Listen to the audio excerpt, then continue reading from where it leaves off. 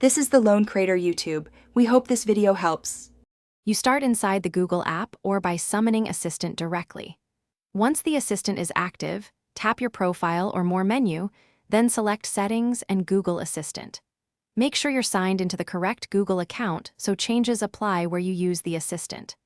Now, locate the Assistant tab and the Voice and Sound or Assistant Voice option.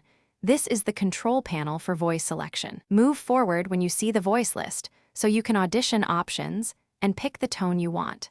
Once inside Voice and Sound, you'll see a grid or list of available voices. Press any sample to preview instantly.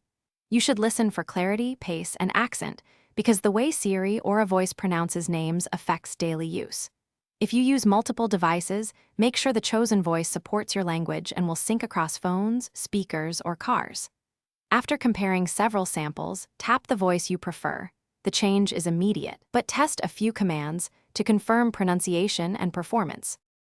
You finish by confirming the selection and running 3 quick tests. Ask for the time, set a timer, and request a name pronunciation. If the new voice doesn't appear, sign out of your Google account and sign back in, or restart the device to force a sync. Make sure Assistant language matches the voice's language and check for app or OS updates. These often resolve incompatibilities. If problems continue, reset Assistant preferences in Settings as a last step to restore normal voice behavior. Thanks for watching. Consider subscribing if we helped you.